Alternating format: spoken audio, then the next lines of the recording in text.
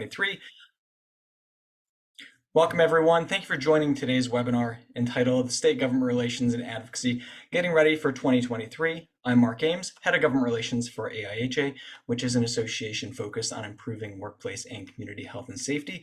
I also serve as the Vice Chair of ASAE's Government Relations and Advocacy Professionals Advisory Council, also known as GRAPAC. Today, we're hearing from a panel of state government relations and advocacy experts about their insights and lessons learned from the 2022 state legislative sessions, predictions for 2023, and best practices and suggestions for how your association can be prepared to win in what promises to be a very busy 2023 in state legislatures nationwide. This is critical because in many ways, state government relations and advocacy are more challenging than congressional advocacy. Here's why. Most state legislatures are only in session for a few short months, which means the speed of activity is very fast. If your goals are clear and you know what you're doing, then you can realize success. However, if you're not prepared, you might have to wait several months or even a year before an opportunity comes around again. So there are lots of opportunities, but also high stakes at the state level. Our panelists today will help you position your association for success and reduce your risks. A couple of other factors that make state advocacy challenging. State issues may receive little, if any, media attention, and state budgets must be balanced every year, unlike Congress. A few other housekeeping items, and then we'll begin. This session is being recorded, and the recording will be sent to all registrants. We'll have time for Q&A during today's session, and ask that you please use the Q&A box. Lastly, attendees are invited to use the chat to connect with each other and share your own insights and experiences about what's being discussed. With that said, let's dive into our first segment, which features Sherry Stanley Whitworth. Sherry is the Managing Director of Public Affairs and Advocacy for Fiscal Note, a leading provider of policy and market intelligence. Sherry will kick off today's session by presenting some insights from a few recent Fiscal Note studies on state policy activity and advocacy best practices. Welcome, Sherry. The floor is yours. Thank you, Mark. And I'm glad to be part of the GRAPAC's continued great webinars and content. So thanks for inviting me to be included. Today, we're going to talk about state legislatures and how effective they are and what's happened in the past year in hopes of getting you ready for 2023. From producing new congressional maps reflecting 2020 census to dealing with natural disasters and emerging diseases, to responding to these latest U.S. Supreme Court decisions, the 2022 state legislative sessions had a lot going on, all while it's an election year. And while much of the attention is centered around Capitol Hill, most legislation, as a lot of you know, is actually introduced and enacted in the states each year. And with that in mind, David, if you want to go to our first slide, we're going to talk about which states passed and were most effective. In 2022, the combined state houses across the U.S. introduced more than 85,000 bills and enacted about 24,000 of them. And that actually, in comparison to what happened on Capitol Hill, means that the state legislatures were 28% more effective than Congress in getting bills across the finish line. And if you want to compare that for statistical reasons, Congress introduced 5,200 bills and only 248 of those were enacted in that same period. So just think about that the next time you are planning your legislative strategy and trying to figure out where your resources are going. The graph you're looking at on the screen right now is talking about which states passed the most legislation in 2022. Or introduced. And then you'll see here, New Jersey introduced the most bills in 2022, surpassing New York for the first time since we started doing this report. But the state brought up the rear when it came to enacting legislation. Only 1.5% of the bills were enacted in New Jersey. In New York was still the highest number of bills. They did 25% more in 2021 as far as it goes of being enacted.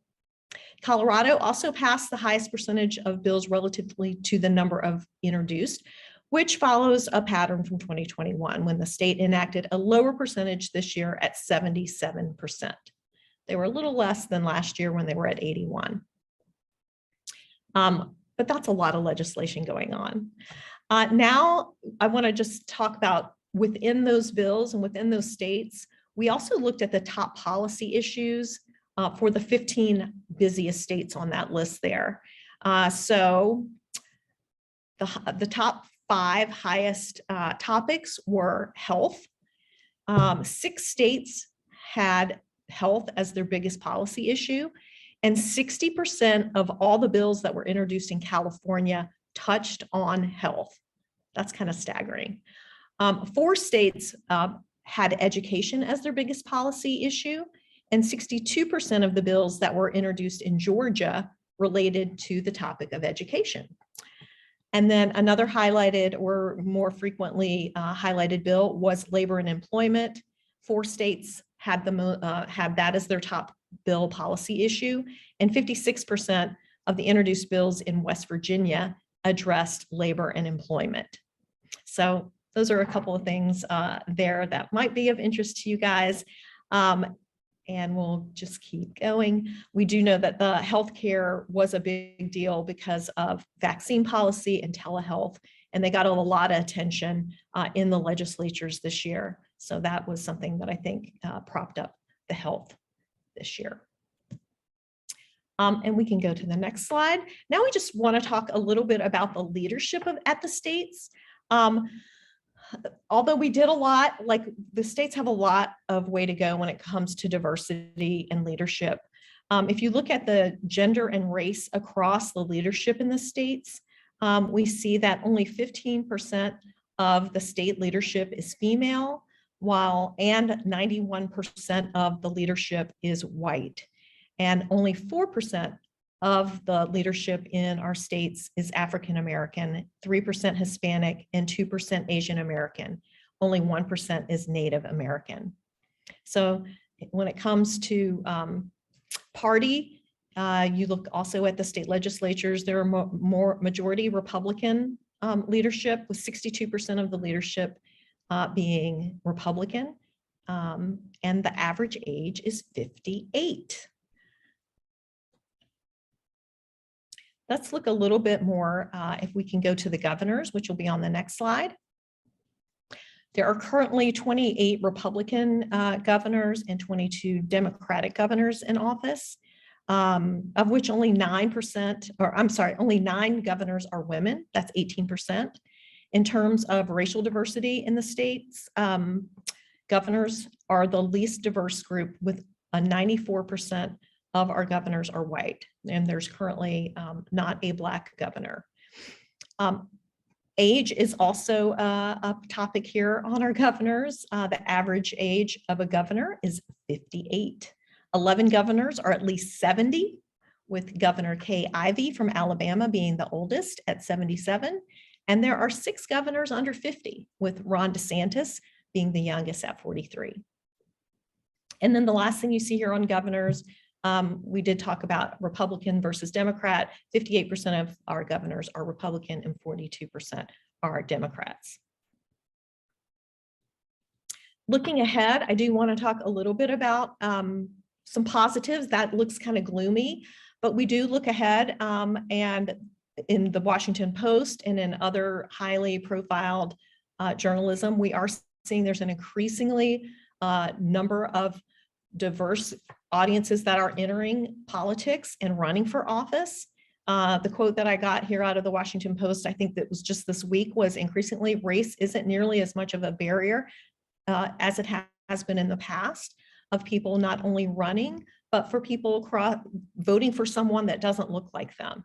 And so I think that is some positive news, and hopefully some of these metrics will change over the next session and landscape. You can also keep clicking there, David.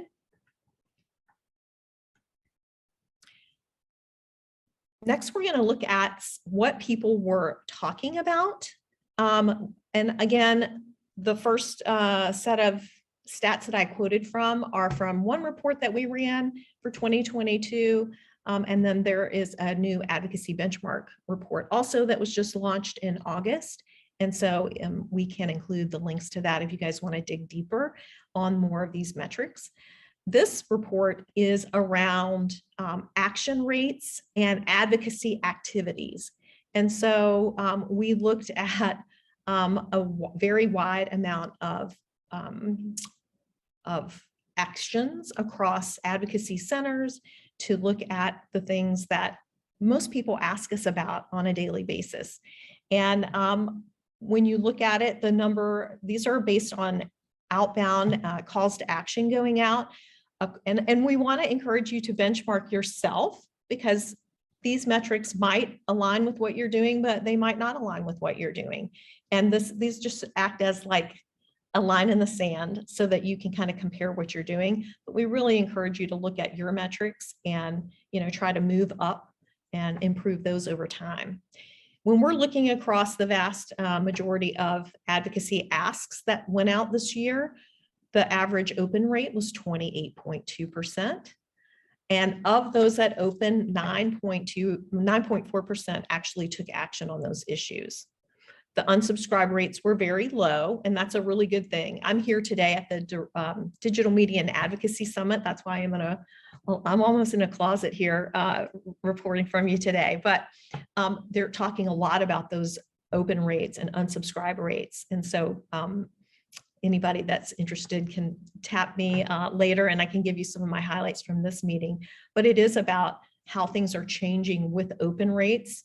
I think going into the next year, a lot of what Google and Apple are doing are going to kind of mask these open rates. So we encourage, what I have just been encouraged by some pros here in the communications field, is to make sure on your calls to action, you have a lot more than just the action there. Have places for people to click so that you can count other things, because the open rates will no longer become a very accurate number for you to look at moving into the very near future.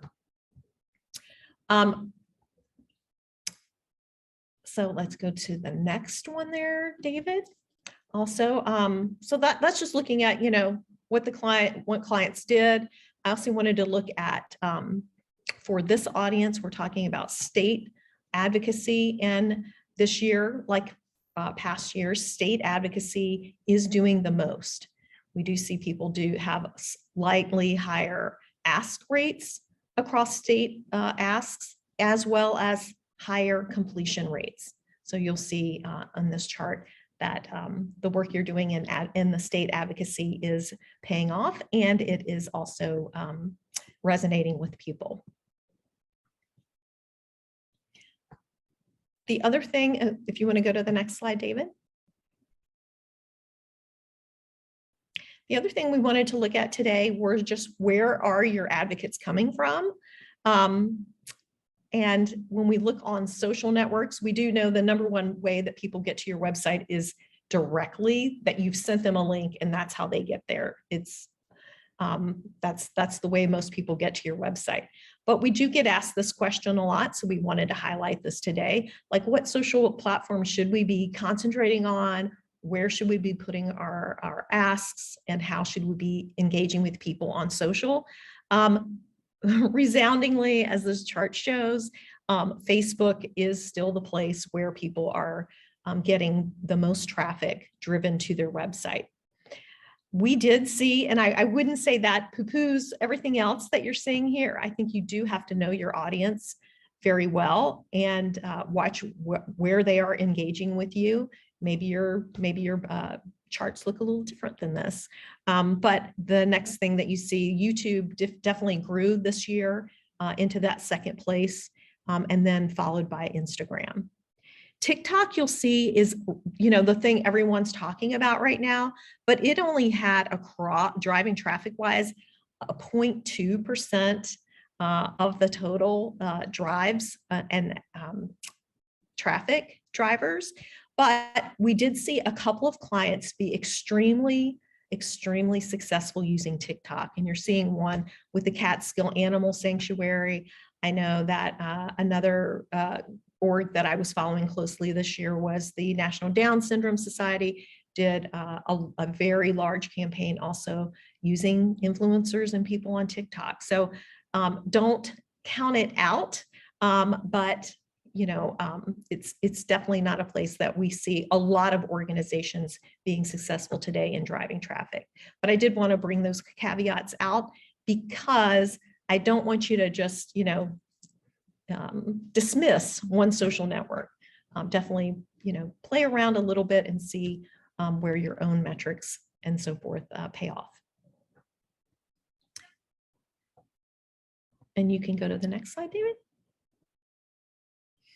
The other thing we also often get is what type of device are people looking at our content on? This is huge. Only about 18 months ago, well, pre-pandemic, it feels like not that long ago, but I guess it has been over 2 years now, we did see that mobile was slightly less than desktop. And now you can see on this chart that that has definitely changed, where mobile devices are where people are consuming your advocacy content. And so we can't stress highly enough to make sure that you're using something that is mobile optimized. And also as you're writing these calls to action, I know that a lot of times legal gets involved and these things get really long, but keep it short. Short brevity. That's what we're being taught here today at this conference. And I would definitely condone being as brief as possible on your asks. We also saw other things being used for the first time on a grand scale, including text messaging. That was something that really went over the top this year, where 7.5 million text messages were sent out by orgs to drive traffic to their advocacy asks. And then do we have one more slide, David? Oh, this is another thing that was different than in the past. It was always women that made up the bigger advocate pool. This year that did wane over, and now women were for the last 18 months, we're only 47% of the action takers, and the males made up 53%.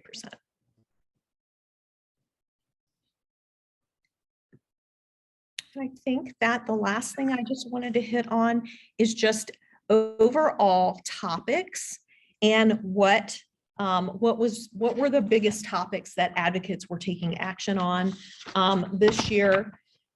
In past years, it was health, and it has always been health. But this year we saw labor and privacy being the big categories. And we've covered over 17 different segments. So those are all things that we can dive in deeper if you want to look at the report. But I don't want to take up much more time. I do see we have some questions. Happy to answer questions or take those at the end. Mark, I'll kick it back to you. Yeah, thank you so much, Sherry. That was really interesting. We do have some questions. So of those running for governor in 2022, what is the diversity? What's the expectation of the election? Any insight you can provide on that? What's the diversity of the governors, the folks that are running? Yeah, I would probably rely on my colleagues that actually are doing the research on that. I can give you some metrics, but two great places that I had was if you, and they were the people I quoted. There was, obviously I have my own connections here at Fiscal Note that report on this type of thing. Nathan Gonzalez creates great insight around the different things that are happening. And then the article came out this week in the Post as it related to more Black folks running for governor and for state legislative office. So I would look at that. They had a lot of metrics in that article. And then David, if you could just zoom back a couple of slides, it was that women's org. I did not write down their name. I want to make sure I get it right. They were the ones on the article page. There it is. Council. It's Council for Women's. I'm sorry. I'll get it. I'll put it in the chat. Oh, here we go. It's Center for American Women in Politics. And they have a ton of content around and charts and graphs around women entering, and those they divide it by not only obviously gender, but they also do it by other diversities as well.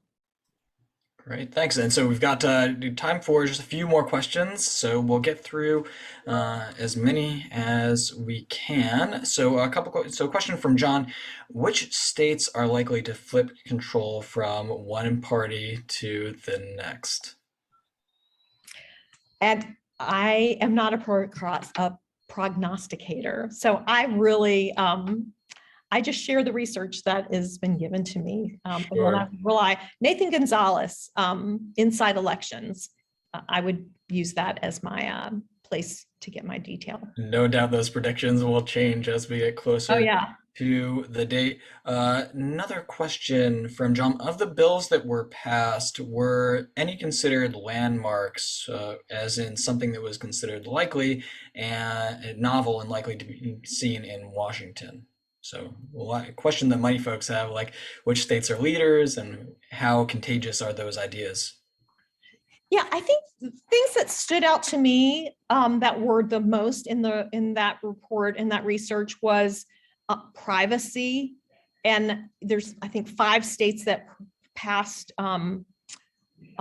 data privacy. California is what they call the gold standard, but I was surprised. My own state of Virginia, it was the 3 C's: California, Colorado, Connecticut, and then Utah and Virginia, all already passed online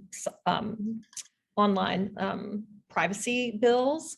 And so I think that was kind of interesting to me. There's also something that is going on in Congress that has not, it's being debated now, so it's not passed or anything yet, but that would supersede, I believe, the states.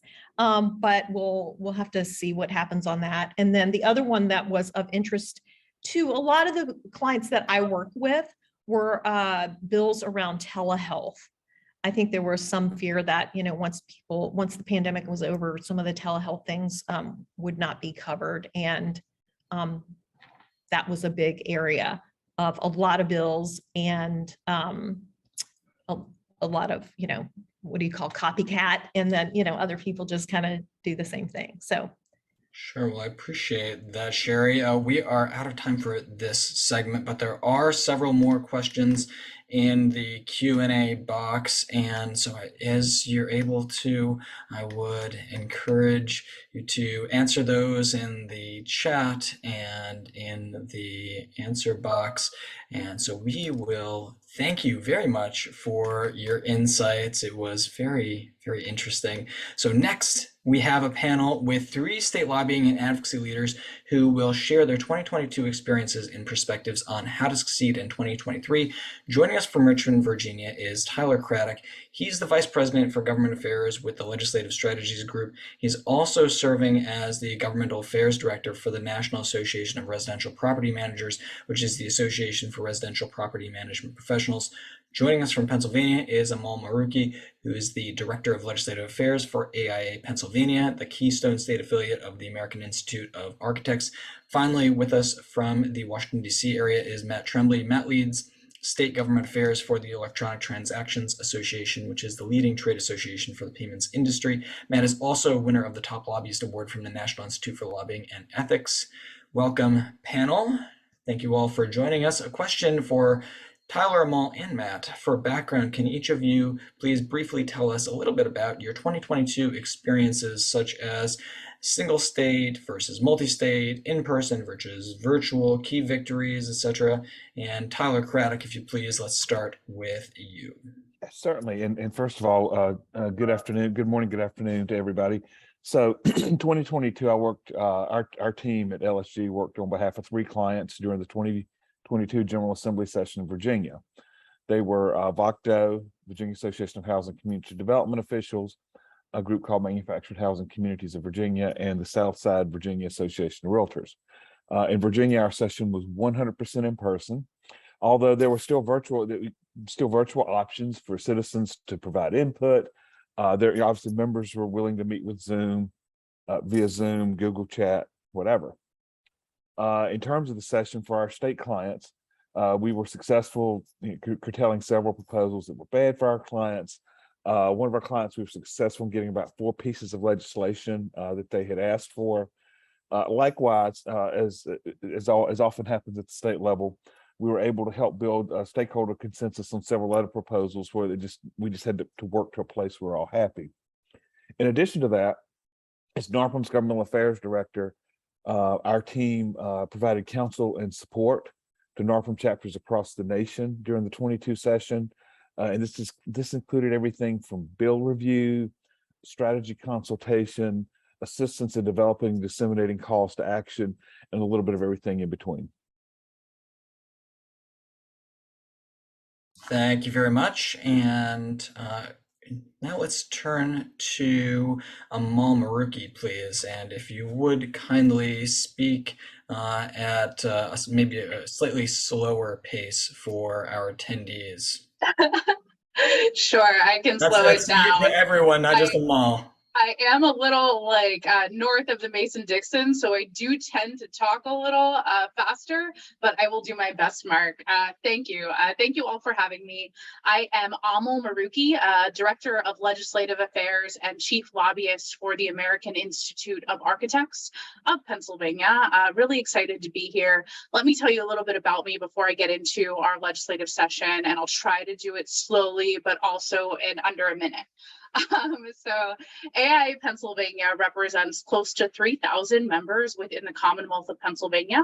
We also have a national organization that you are going to hear from a little later in this presentation, and we have 8 locals. So I have a government affairs committee and a number of subcommittees, and we do a lot of work. In Pennsylvania, we have a full-time legislature and a full-time staff, and we have a 2-year legislative session. So today is a session day. We only have a couple of those left in this legislative session. So everybody is all over Harrisburg trying to get their things done or stop the things that they don't want to happen. What I can tell you about this legislative session was it was our first real session coming out of the pandemic. Over the 2020-21 pandemic, a lot of our meetings were virtual. I can tell you that I developed a lot of really good relationships. Every single time that somebody called me on their cell phone, I saved that.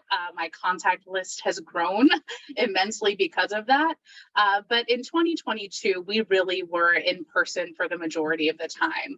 Our office is located right across the street from the Capitol in Pennsylvania. So I usually spend my session days in the halls of the Capitol or around town.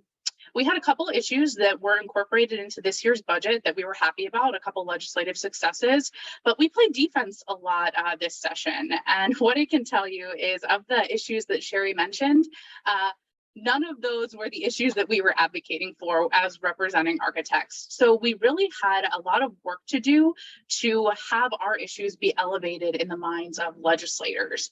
I think that in Pennsylvania specifically for this year, nothing was more impactful than being able to have a conversation in a hallway. One committee I did not have a lot of personal relationships with, and the best way for me to do that was to hang out outside the caucus room and grab them as they were going in and out of caucus. So that's the outlook in Pennsylvania and how my year and session have gone. Happy to get more into details, but Matt, I know that you have some great stuff for us, and I hope that I did not take us past our time.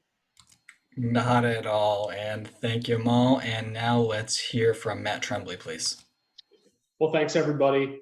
Really happy to be here today, and just a little bit about ETA real quick. We are the premier trade associations for payment providers, for major banks and credit card brands as well around the country. And we have quite a few issues, but sort of the top 3 that have come to mind, particularly in the 2022 session, are the emergence of cryptocurrency regulations at the state level, as well as regulations around products like buy now, pay later. Some of you may be familiar with the purchase options and many websites and things now to break up your payments, and that's what that falls under, as well as earned wage access, which allows employees to recoup some of their wages earlier than the traditional weekly or biweekly paycheck. It's been a very exciting year. A lot of these things are very new areas, and so we've had a lot of success working with lawmakers and trying to help get them to bring their states into line with good regulations. We particularly focus in New York and California, as we see that's an area where a lot of regulations tend to emerge and states tend to copy what those states do. But there are plenty of interesting places. For example, Louisiana has worked very hard to stand up its own cryptocurrency regulations recently. And so we've worked with lawmakers and regulators out there, and we work with lawmakers in quite a few states to help them understand how these emerging technologies can benefit their consumers and their constituents, and what states can do to make sure that they are implementing great policy. And this year has been interesting. We're right ahead of an election, so obviously we've had to talk to a lot of lawmakers and try and help people get well positioned. But I think we're going to see a slew of legislation in 2023 following this election, and regulations come out. And so we're trying to position right now to make sure that we're ready to respond to those, and that we're ready to help lawmakers try and implement the best possible solutions for their states. Interesting stuff, Matt. Thanks. And now question for Amal. You touched on this a little bit earlier. How are you preparing your association's membership for the upcoming 2023-2024 legislative session in Pennsylvania? It's a great question. So we have a committee structure, as most associations do. We have a government affairs committee that is the umbrella committee for all of our issue-based subcommittees. So we are doing a lot of planning calls, a lot of planning meetings with our committee chairs, kind of evaluating what we were not able to get done this session and what might be good legislation to really work on proactively next session, as well as anticipating anything that we might be on the defensive end of. So we are also keeping an eye on our nationals policy platform and trying to find ways to implement any of those priorities that our national has sent down within our state legislature. As many of you know, there are a lot of things that are regulated at the state level that are not necessarily regulated nationally or locally even. So there are additional issues that we are focused on that might not necessarily be in nationals platform. With that said, I am preparing to send out a legislative survey. I do this at the beginning, at the tail end of every legislative session in anticipation of the following legislative session. So this goes out to all of our members and also all of the licensed architects in the Commonwealth that are not AIA members, because as associations, we end up representing a lot of people that might not pay our dues, right? So we're preparing to send that out in October so that we can prioritize any issues that we've had this session and maybe add some new issues. It's really a good way for us to keep a pulse on our members, to find out what is happening with them within their practices and what policies and regulations might need changes. So that is what I am currently doing and in the throes of in order to prepare for next session. Sounds like interesting, exciting work. And a note to all attendees, we will have the captions available after this event has concluded. So you'll receive the recording and there will also be captions available to that. So we will endeavor to learn from your feedback and incorporate that into after action and then make the next event even better. And appreciate your consideration and again, your feedback. So Tyler, some folks have talked about the impacts of election, and Virginia is one of the states that's going to be in an election cycle in 2023. I wonder, what are the differences in the dynamics between states that are in cycle versus those that are out of cycle? And I wonder, how does that affect your approach in those states? Well, that's a great question. And because states that are in cycle, what you generally, and that would be Virginia this year, what you generally find is that legislators are more interested in getting out of town, getting on the campaign trail, and doing so in a way that minimizes any potential political damage. In other words, I mean, what it boils down to is it's about managing expectations for yourself, for your associations, and for your clients. Simply, tough votes are tougher to get in an election year. They're more willing to say, you know what, let's just put this over to the next session. And remember, even with redistricting changes and reforms that we've seen in some states, we still have a lot of ruby red or bright blue districts. And so for legislators, those could be things that could be problematic either in a primary or a general or both. In addition, in election years especially, but in general, some states, including Virginia, have restrictions on raising money while in session. So if they're in an election year, they wanted to get out of town because they've got to get back to raising money for their primary and for the fall election. And in a state like Virginia this year, and we probably would have seen this some in 2022 as well, given that legislators are running in new districts, right? We had a redistricting, and particularly in Virginia, and a number of those instances, there's we have incumbents running against each other. So there's that extra thick overlay that's going to add a certain amount of drama. Maybe people who traditionally would work well together in committee not working well. You just have to, you or whoever you have lobbying for you needs to understand those interpersonal dynamics to be able to navigate it. Now, states that are off cycle, lower level of political urgency, although politics always matters.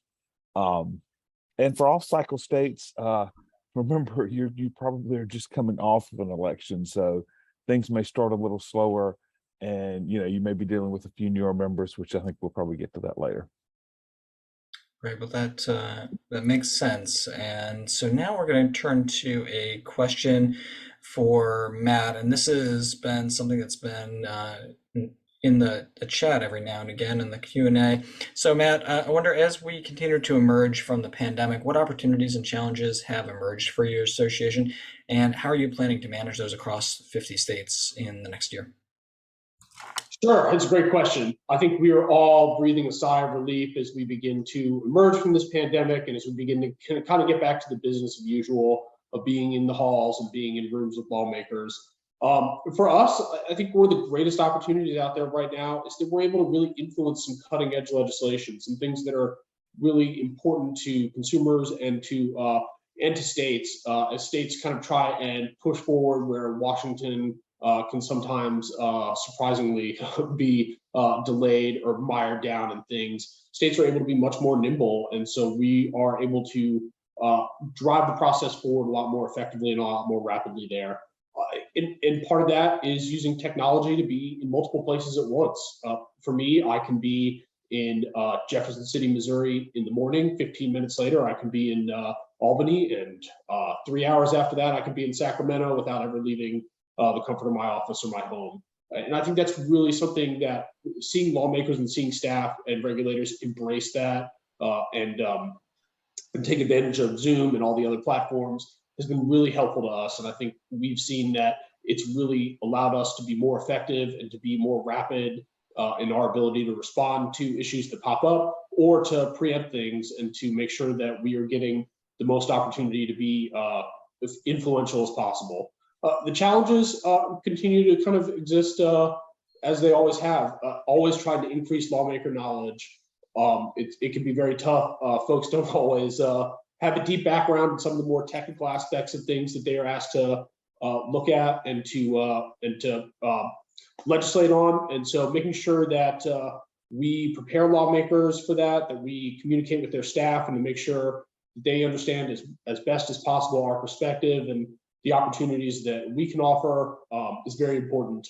The other big thing is always making sure that industry is working towards a common goal and that we are on the same page and that we do a great deal of planning. I'm sure, like a lot of people, we are involved right now in trying to decide exactly how we're going to tackle next year and making sure that we have a strong game plan that we were able to follow and execute on very well. And so I think that's definitely constantly a challenge with any trade association.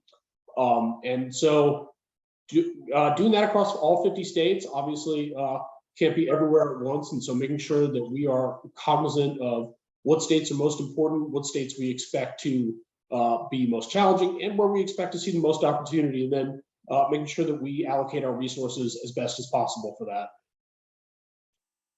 Yeah, thanks, Matt. And so we've got 3 questions that we're going to try and get through very quickly. I would ask the panelists to please endeavor to be concise in your responses. So Amal, I wonder, how are you working to build external relationships as you're preparing for the upcoming legislative sessions? Are you targeting certain legislators? How is your decision matrix? And what are you doing to ensure that you and your organization are ready for January? I'm trying to predict the future. That's the first answer. But in all actuality, we have really strived at AI Pennsylvania to make our organization election proof. We are a bipartisan organization, so we maintain relationships all over the Capitol, all over Harrisburg with the administration and all of the departments. For Pennsylvania, and I'm sure that this is not unique, we have a lot of legislators that are leaving, that are retiring, that are not running, that lost their primaries. So I am not shying away from those legislators. I'm asking them what's next, asking them about the candidates that might be running in for their districts or that might be succeeding them, really trying to figure out what's next for them in their districts and continuing to build personal relationships. Being present and connecting with legislators, going to their events, asking them about what's going on in their district, really taking a genuine interest in what is happening with them and continuing to strengthen those relationships as we go into the next legislative session has really been a priority for me. And I think that this is the opportunity to bring friends closer and then also be ready to hit the ground running or try to anticipate any new friendships that you might need to build quickly. Okay, thank you. And Tyler, most states are going to be in the first year of their legislative biennium. How do you plan to approach and build relationships with new lawmakers in 2023? Yes. Well, the answer is political and it's policy. Okay. And so I'll just, leave this to the situations of where it was an incumbent who lost and you didn't support the challenger, or an open seat, right? So the best elixir, if your organization has a PAC, you need to plan for what we call kiss and make up money. Okay. That's just as simple as that. Between election day and the start of the session is a great time to politically build that relationship if for whatever reason it didn't happen before election day. So please, I would say, please plan for that. Now, if you don't have a PAC or, maybe not the resources of the PAC to do it, you still need to find a way to connect. It may just be as simple as, hey, can I drive out to your district and have a cup of coffee? If there's a fellow lobbyist who's friendly with that person, a fellow legislator, right? Somebody in that same party who's maybe one of your go-tos says, hey, this new senator, I don't know her as well. Can you connect us? Now, remember, with new legislators, they are some of the smartest folks in the world. Just ask them and they'll tell you how smart they are. So it's likely they're going to come in and do like some bills that are really vexing. And you're like, well, where is this coming from? That's the case. Don't just go flying in and openly declare war. This is an opportunity. This is an opportunity to build that relationship, talk to them, understand where they're coming from, try to help their constituents, right? A little early empathy with a new legislator who's still learning their way around and a willingness to work with them and help them to try to be successful goes a long way for a long time. Now, I will leave you with one thing on this. If they're unwilling to work with you, if they do as happened to a fellow lobbyist of mine one year in Virginia, the legislator said, well, you can talk to me, but you're going to talk to the back of my head, and literally physically turned his head to them. If they do that, then you need to send them a message quick and kill their bill. Interesting stuff. Thank you, Tyler. Matt, I'm going to ask you to address quickly a topic that you could have an entire session on, and that's the topic of coalitions. So forgive me for asking for a brief answer. Have new coalitions emerged on key issues that your association is working on? How are you handling that whole set of coalition issues? And how does the topic of coalition, how do you handle that? Well, you're absolutely right, Mark. I could talk for hours about it, but coalitions are incredibly important. I think we all rely on them wherever possible. It's great to have a friend in the foxhole next to you. And for us, and especially in the fintech space, we're always looking for new friends and for people that have common goals and where we can share resources and drive towards common things. It's very important for us. And so I think 2023 will only continue to further emphasize that for our industry. My advice to anyone here is seek out coalitions. It's always better to have multiple people saying the same thing to lawmakers than one person. Success doesn't exist in a vacuum. There's certainly many pathways to it. Thank you, Matt. That was very brief. And yeah, we could definitely have another long session on coalitions. Fascinating topic. A couple of real quick questions from the audience, and then we will turn to the next panel. So, Amal, does your chapter need approval from national to take positions on issues at the state level? How does that work? That sounds like a trick question. And I'm going to say that it depends. It depends on the issue. It depends on the state. And that's all I'm going to say. All right, fair enough. Thank you. And then does the panel predict that state legislatures and regulatory agencies will go back to in-person public hearings? Are they just going to only offer hybrid options? Or how do you see that playing out as we appear to be in some ways emerging from the pandemic and returning to some new normal, if you will?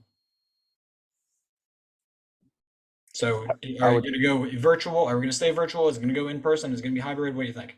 I think we're gonna have both, right? I think we're going to go back to in person as we continue to emerge out of the pandemic. I believe the president said the pandemic is over now, as he said a couple of days ago. But I do believe also that there will be states that will retain some of those electronic ways. In other words, just sort of broaden the base and offer more of an opportunity for citizens to participate. Thank you very much. This panel was fantastic. We could have talked for the entire session, but we've got another panel. So Tyler, Amal, Matt, thank you all for your insights and wisdom. We have an ongoing chat with the whole group, so please, attendees and panelists, continue to engage as we move on to our third and last segment, which features a panel of advocacy experts for a discussion of advocacy best practices to help your association prepare for 2023. This is going to be a really exciting panel. I've been looking forward to this. So Amal Maruki, she's going to stay with us for this panel. I'd also like to introduce David Lusk, who is the founder of Key Advocacy, which helps association large and small unlock the power of member advocacy. David is also the 2022-2023 chair of ASAE's Great PAC. Joining David and Amal is Devon Gray, who's the Managing Director of Advocacy and Engagement Programs for the American Institute of Architects. Both David and Devon are top lobbyists award winners from the National Institute for Lobbying and Ethics. Welcome, panel. David, the first question goes to you. I know you work with associations both at the federal and state levels. What might surprise attendees about what you see in the differences in how associations approach advocacy on Capitol Hill versus state legislatures across the country? And by Capitol Hill, I assume we're talking about Washington, D.C. Washington, D.C. There is a Capitol Hill in most of the state capitals. Indeed. It is interesting how different the approaches are in that on the national organization level, you do see a bit of a bigger emphasis on member-driven advocacy rather than relying on perhaps a single legislative director for the state, or even, I guess, leaning a bit more on retained counsel, hired gun lobbyists, things like that you see at the state level. National organizations tend to build out these grass tops, key contact, these advocate networks that allow for more opportunities to engage in different types of tactics throughout the year. At the state level, and even in talking with some of the state association executive organizations, where they see some frustration, especially when COVID came along, where they worry about their members relying too much on just lobbying efforts by professionals rather than the citizen or constituent advocate, their members. They don't tend to build out these networks. They don't offer beyond maybe an online advocacy campaign, a phone call campaign, and a legislative day at the state level. The types of interactions that you see with even the clients that I'm working with at the national level, getting folks who attend town hall meetings, hosting lawmakers for coffees with Congress. At the state level, you can do donuts with delegates. When you provide more opportunity, you also can involve a more diverse audience, rather than always relying on a couple of key advocates, maybe a dozen or two that you also tend to burn out. So you just see a larger groundswell and continual cadence of advocacy at the national rather than state level. Well, thanks, Dave. Devon, let's talk about training. With more public policy emphasis being placed on the states, what do you think are the most pressing training needs of your state affiliates? So thank you for having me on, and thank you for the question, Mark, of talking about this whole subject matter. I would probably say The two biggest ones that we are in the process of doing are, number one, storytelling, teaching our advocates how to go out and actually tell the story of who they are, why what they're talking about is so important, especially now that we've gotten back into the in-person meetings, whether it's here in Washington, but also throughout our state capitals, where for the last couple of years, they've been doing it through virtual environments. It's a little bit different when you're in front of a person. So being able to come in, be brief, know what you want to say, be brilliant, tell them what it is that they don't know about you and about your association, and then be gone. Be prepared for the follow-up that you need to do. So be brief, be brilliant, and be gone. And that leads me to the second thing, which is the art of the follow-up. I think it's a lost art that a lot of times folks go in and they have those meetings and they do what they're supposed to do, or they click on this for the action alert and they're done. But that's just the beginning of the process. It's not a speed dating thing. This is a long-term relationship. So it's important that folks begin to understand through training of how to build long-term relationships with their elected official. They're not in there just for one term. They're in there for hopefully multiple terms where you can build that relationship and really get it to the point where they not only just know about the issues, they know about you, they know about your impact, they know about how you can be influential for them as well in their district. So those are the big two that I would say are really, really important. And the last thing I would also say is just training on your issue set, training on the things that you know that you're going to be talking about. Somebody mentioned earlier about being repetitive in that nature of knowing how to talk about the issue, how to be very quick about it. Again, be brief, be brilliant, tell them some things they don't know, and just really, really be able to focus in on that. So that would be the three things I would say training wise. And those are kind of evergreen training actually, but very important. That was brilliant, Devon. I love it. There's so many skills and sub skills to dive into, so many elements of government relations. And now, Amal, Devon just shared his perspectives from the national level. Since you're both part of the AIA family, can you share how this operationalizes in Pennsylvania? What's the relationship like between AIA National and Pennsylvania, please? Yeah, absolutely. I'm happy to speak to that. So we have a great relationship with our national organization and with our locals.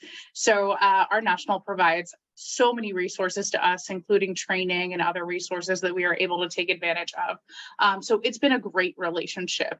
I have been with AIA for about 8 years. And to Devon's point, it takes time. It takes time, it takes devotion, it takes rethinking certain things. So I've taken trainings from national and kind of train the trainer events I've participated in. And then I found ways to make that unique to our state chapter of AIA and taking it to the next level almost. I'll give you an example of an event that I do. We all do a Hill Day, right? And those are great sometimes and other times they're not. So I really wanted our members to focus on getting to know their legislators in the district. So what we have started to do every year is district days where we meet our legislators where they are. And the focus is not necessarily on legislative issues, but rather on things that are happening in the community, getting to know architects, getting to know their firms, getting to know some of the issues that they care about, and really making that personal connection at a local level. In preparing for that, I do everything that I can to try to make my members feel as comfortable as possible walking into meetings with legislators because they're people, right? So I think that has really been a focus of mine.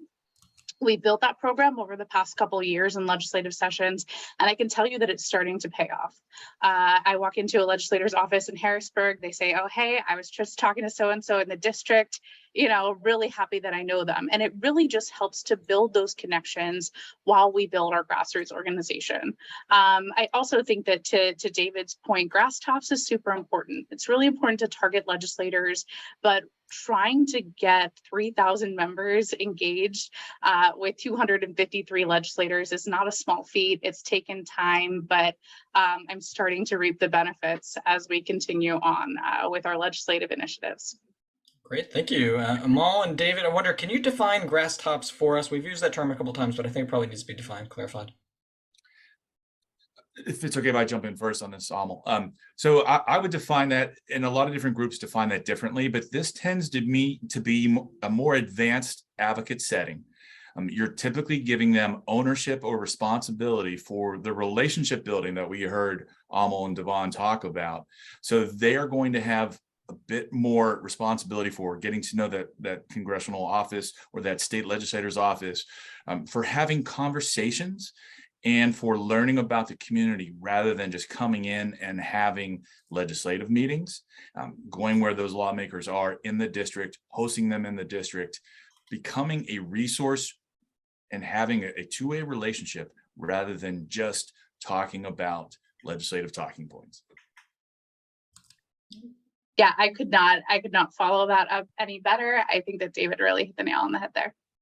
Great, thanks. So David, building on that, how can associations build out their nationwide advocacy efforts in a way that maximizes the impact at the state level while also creating member value? And I wonder if you can talk about the features and benefits that associations should think about regarding their nationwide advocacy networks. Well, first of all, it is an investment. And a lot of advocacy and exercise are very similar. Going to the gym or eating right, doing it the first time is better than never doing it. But to really reap benefits, you have to continue to engage. You have to continue to do these things. We heard Amal talk about that this didn't happen overnight, that she had to invest time. She's also doing things, from what I understand from our pre-conversations, she's doing things that the association didn't necessarily do all the time. She has a voluntary health organization or nonprofit background, so she's a bit adept at organizing with a bit looser ends and leaning on volunteers a bit more. And I think she brought that culture to her association rather than doing the things that her chapter always did. Giving a bit more responsibility to advocates, diversifying the kinds of things that they do. Some folks may not be able to speak publicly or may not be comfortable speaking publicly. Are you surveying your membership to put them in the right position that allows them to be comfortable? Are you then training them to make them comfortable?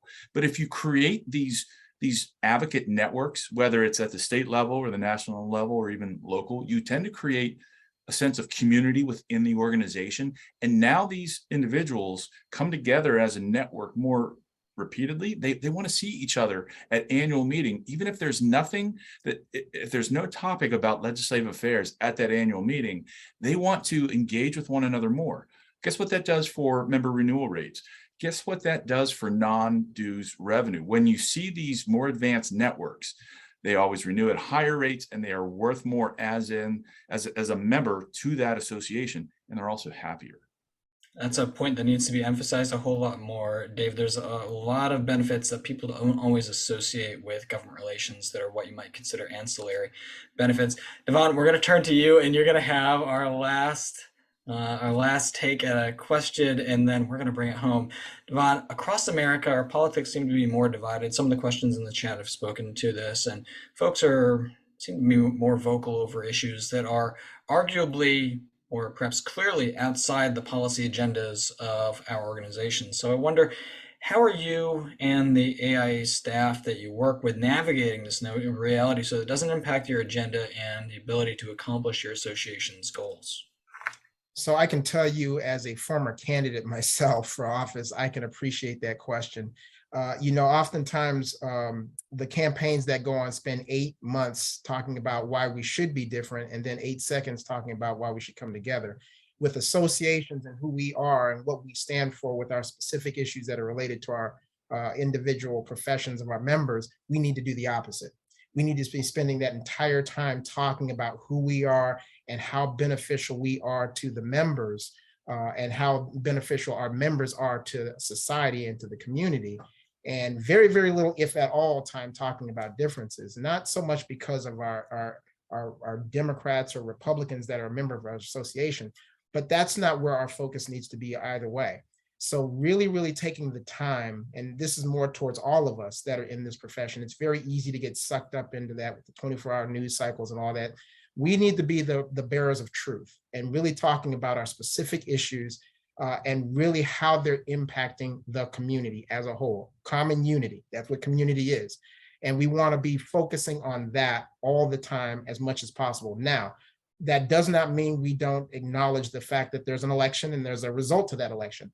Our job, as Alma has mentioned, is to be bipartisan and work with both sides and not get caught up as far as ourselves, our staff, and other people into the rhetoric, that's always out there. So I really like the idea of always just really focusing on what we're doing and telling that story. We do it all at the end of the year. We should always be wanting to do that. Tell the story of what we did that last year, and then talk about the future of what we're going to do to continue to make them impactful to their own communities. Fantastic. Sherry, Tyler, Mal, Matt, David, and Devon, thank you all for a wonderful set of presentations. Thank you also to Tommy Goodwin and ASAE staff Mary Kate Cunningham and Kia Aziz for their help organizing today's event. Thank you especially to today's attendees and registrants. We know your time is valuable, and we hope you found today's event useful. As a reminder, all registrants will receive a recording of today's event, which will include captions, so you can review the panelists' presentations at your convenience. Please continue the conversation about government relations and advocacy in the government relations and advocacy professionals community on ASAE Collaborate, which can be found online at collaborate.asaecenter.org. Thank you all for attending. I'm Mark Ames, wishing you success. Seeing you next time.